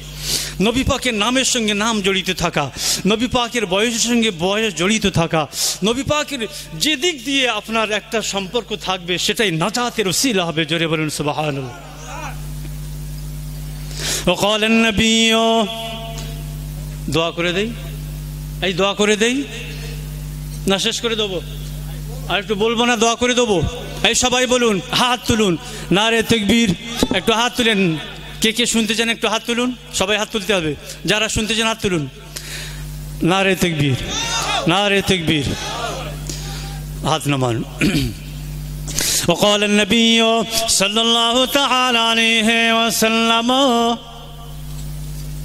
إذا سميتم الولد محمدا إذا سميتم الولد محمدا فأكرموه ووسعوا له في المجلس। ও দুনিয়ার মানুষেরা, ও আমার উম্মত উম্মতানিরা, ও দুনিয়ার মায়েরা বোনেরা, যখন তোমরা তোমাদের সন্তানদেরকে নাম রাখবে, ছেলে সন্তানদেরকে নাম রাখবে, এবং যে ছেলেদের নাম মুহাম্মদ রাখবে, আহমদ নাম রাখবে, আহমদ নাম রাখবে কিংবা মুহাম্মদ নাম রাখবে, ওই ছেলেটা যখন কোনো মজলিসে গিয়ে দাঁড়িয়ে থাকবে, জায়গা পাবে না, দাঁড়িয়ে থাকবে, আমি নবী বলে গেলাম ওই বাচ্চাটার নাম আমার নামের সঙ্গে নাম হওয়ার কারণে ওই বাচ্চাটার জন্য জায়গা করে দেবে।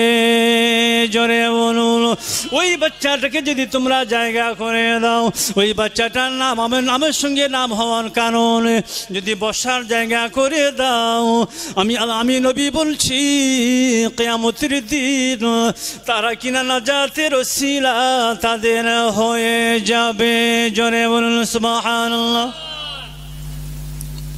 অন্য হাদিসের মধ্যে কি আছে জানেন? যখন তোমরা নাম রাখবে, সাম্মু বিসমি ওয়ালা তাকুনু বিকুনিয়াতি, তোমরা আমি নবী আমার নামের সঙ্গে তোমাদের বাচ্চাদের নাম রেখে দাও, তবে আমার উপনামের সঙ্গে তোমরা নাম রেখো না। আমার নামের সঙ্গে নাম রেখে দিলে তোমার বাচ্চাদের জীবনটা বরকতময় হবে। জনে বলেন নাম, নবী পাকের নামের সঙ্গে নাম। আমার মায়েরা বোনেরা, নাম সম্পর্কে বলতে গেলে কমপক্ষে 3 ঘন্টা সময় লাগবে, একটুখানি বলবো।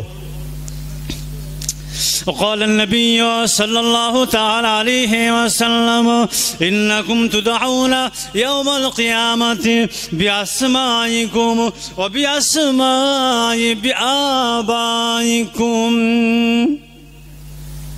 কিয়ামতের দিন মুসিবতের সময় আল্লাহ তাআলা তোমাদের নাম ধরে ডাকবেন, তোমাদের বাবার নাম ধরে, তোমাদের জন্মদাতা পিতার নাম ধরে ধরে ডাকবেন। তাই তোমরা তোমাদের বাচ্চাদের নামগুলো ভালো ভালো নাম রাখো। ভালো নাম রাখতে বলেছেন, ভালো নাম। ভালো নাম আমি বলবো একটু। রবি, ছেলের নাম হচ্ছে রবি, ডাবলু, বাবলু, স্প্রিং, নাট, বল্টু, বুলু, রেড, হোয়াইট, এই বুলু নাম আছে তো? হ্যাঁ। তারপরে আপনার কেলো, হাসা, পচা, হারান, পরান, গরান, কি সুন্দর নাম দেখেছেন? এই নামগুলো খুব সুন্দর তো। হ্যাঁ, হায় রে হায়, দেখা দেখি চাষ আর পাশাপাশি বাস, দেখা দেখি চাষ আর পাশাপাশি বাস, সেজন্য করে এরা এমন সর্বনাশ। মেয়েদের নাম দেখবেন রিয়া, রিয়া, তারপরে রাইলুন নাহার, কমরুন নাহার, শামসুন নাহার, তারপরে হেলে না, সরে না, যায় না, আসে না, কিছু বলে না, এই নাম আছে তো? ভাই সকল আমার আব্বা জানেন, আমার রাগ করলে হবে না, হাদিস পাকের কথা শুনুন। আপনারা কি সবাই আপনার কাঁঠালের আমসত্ব খেয়েছেন? আপনারা কি কেউ কাঁঠালের আমসত্ব খেয়েছেন? এই দেখো, বলি কি আবার কেমন কথা হচ্ছে, কাঁঠালের আমসত্ব আপনারা খাননি? তুকাজ্জেবান নাম কি? তুকাজ্জেবান। জিবরাইল ছেলের নাম রাখে, ইসরাফিল ছেলের নাম রাখে, মিকাইল ছেলের নাম রাখে। চারজন ফেরেশতা, প্রধানতম বড় বড় ফেরেশতা আল্লাহ তাআলা তৈরি করেছেন, সৃষ্টি করেছেন। আপনার কি নাম? জিবরাইল নাম রেখে দেন, ইসরাফিল নাম রেখে দেন, মিকাইল নাম রেখে দেন। কটা হলো? এই কটা নাম হলো? তিনটে। আর কোন নামটা বাদ যাচ্ছে? আজরাইল। এই নাম কেউ রাখে না। এই রাখে কেন? ঠেলার নাম বাবা। জি ভাই শুকুর আমার বাজানের আমার। লাইলুন নাহার মানে কি জানেন? দিন রাত। দিন রাত। কমরুন নাহার মানে হচ্ছে দিনের চাঁদ। এই চাঁদ দিনের বেলা ওঠে। কি সর্বনাশ বলো দিন। ওই তো কাঁঠালের আমসত্ব হলো। ওই নাম যেমন মা বাবা না জেনে না শুনে তুকাজ দেবার নাম রাখেন, আপনার লাইলুন নাহার নাম রাখেন। কাঁঠালের আমসত্ব যার মানে হয়, এই নাম যারা রাখবেন তাদের জীবনটা রসাতলে যাবে। কিয়ামতের দিন আল্লাহ তাআলার নিকটে জবাবদিহি হতে হবে। মুসলমানদের নাম হারান, পরান। কি সুন্দর নাম দেখেছেন? ঝাঁটা পেটা করবে আল্লাহ তাআলা। জি, লাটটাও লাঠি, মানে বাদ যাবে না, ফাঁকা যাবে না। যাই বা হোক, এখানে ইতি টানছি। যতটুকু আল্লাহ তাআলা বলালেন বললাম। আগামীতে ইনশাআল্লাহ তাআলা যদি সময় হয়, আশা সুযোগ ঘটে, আরও আলোচনা করা যাবে ইনশাআল্লাহুল আজিজ। অসমাপ্ত বক্তব্য, অনেক দুঃখের কথা, বেদনার কথা বলার ছিল, কিন্তু বলা হলো না। তবে একটা সুসংবাদ যেটা, সেটা হলো এই পাঁচটা রাজ্যে কি হয়েছে? সুসংবাদ তো। জি, আমার হিন্দু ভাইয়েরাও তারাও অ্যাকসেপ্টেড করছেন। ও ঝেঁটকে পার হোক। জীবিত মানুষকে লাঠি দিয়ে মেরেই ফেললো। কত মানুষকে আহাজারি রুনাজারি। মজলুমের বদদুয়া কোনোদিন বিফল যায় না। আকাশ কেঁপে ওঠে, পাহাড় কেঁপে ওঠে, তাদের দোয়া আসমানে গিয়ে ঠেকেছে। আল্লাহর দরবারে তার প্রতিফলন সৃষ্টি হচ্ছে। আগামী 19-এতে ইনশাআল্লাহ তাআলা একেবারে সফান সফা পারা পার হয়ে যাবে ইনশাআল্লাহ। সবাই বলুন ইনশাআল্লাহ। জি, ভারতবর্ষের হিন্দু ভাই তারা আমাদেরই ভাই। তাদের গায়ে রক্ত যেমন লাল, আমাদের গায়ে রক্ত তেমন লাল। তারা আমাদের ভাই, আমরা তাদের ভাই। একই সঙ্গে ওঠা বসা, একই সঙ্গে ব্যবসা বাণিজ্য, একই সঙ্গে চলাফেরা, কোনো অসুবিধা নাই। কিন্তু মরদুদ শয়তান মাঝখানে, তারা নিজেদের কার্যকে সিদ্ধি করার জন্য, নিজেদের আপনার লভ্যাংশ ওঠানোর জন্য তারা এমন করে এই ফাঁদ ফেঁদেছে।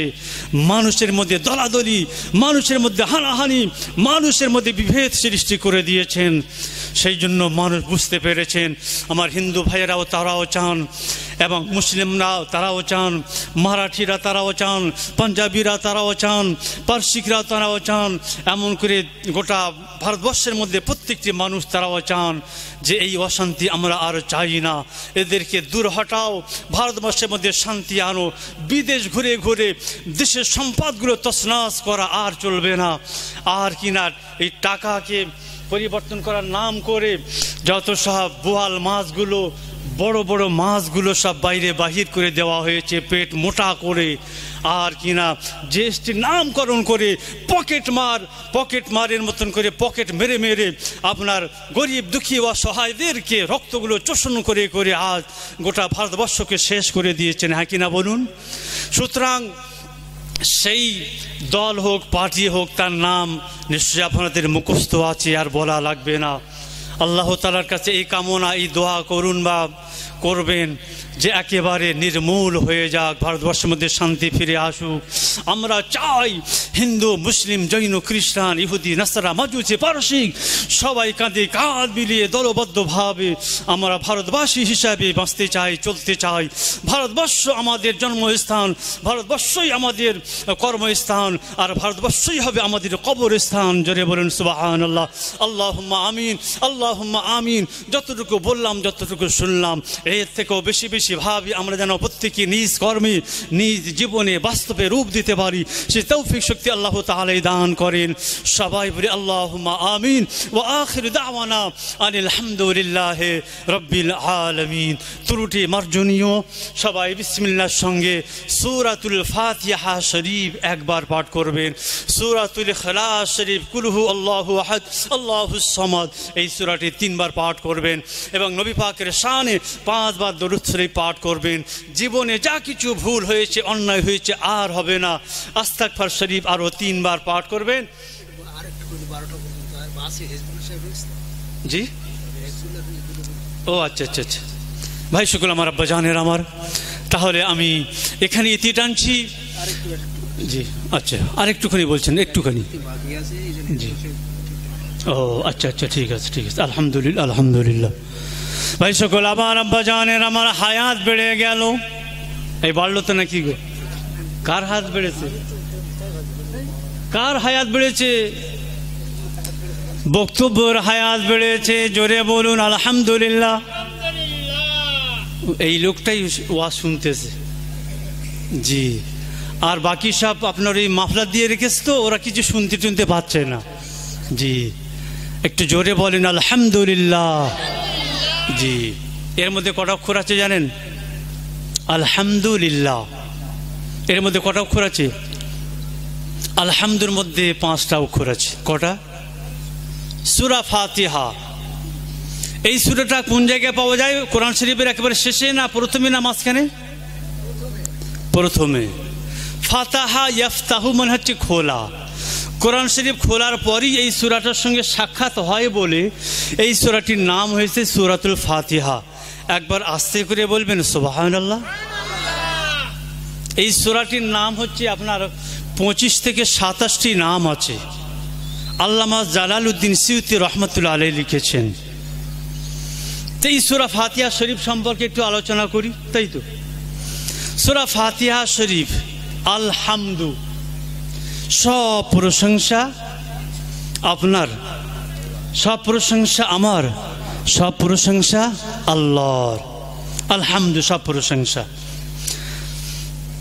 হযরতে খাজা মুঈনুদ্দিন চিশতি আজমেরি সঞ্জারি গরিবি নওয়াজ রহমতুল্লাহ আলাইহি, তাকে সবাই চেনেন। এই সবাই চেনেন, সবাই জানেন, তার নাম শুনেছেন। তার রওজা শরীফের কাছে গিয়েছেন জিয়ারত করতে আজমির শরীফে। তিনি এত বড় আলেম ছিলেন, এত বড় তার প্রভাব আল্লাহ দিয়েছিলেন। তাঁর দ্বারায় ভারতবর্ষের মানুষ 100 নয়, 1000 নয়, 1 লক্ষ নয়, 1 কোটি মানুষ ইসলাম গ্রহণ করেছেন। একবার জোরে বলবেন।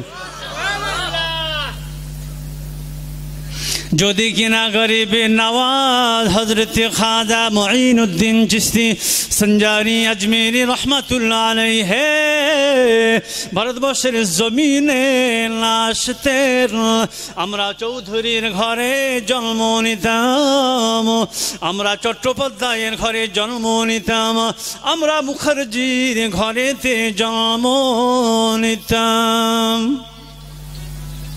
আল্লাহ তাআলা দয়াময় দয়া করেছেন বলে তার দ্বারায় ভারতবর্ষের মানুষের মধ্য থেকে 1 কোটি মানুষকে ইসলামের সুশীতল ছায়ায় আসার নসিব করেছেন।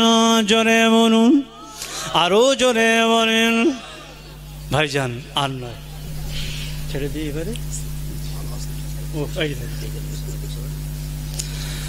আমার ভাই জনাব হজরত মাওলানা হেজবুল্লাহ সাহেব সুদূর গুমা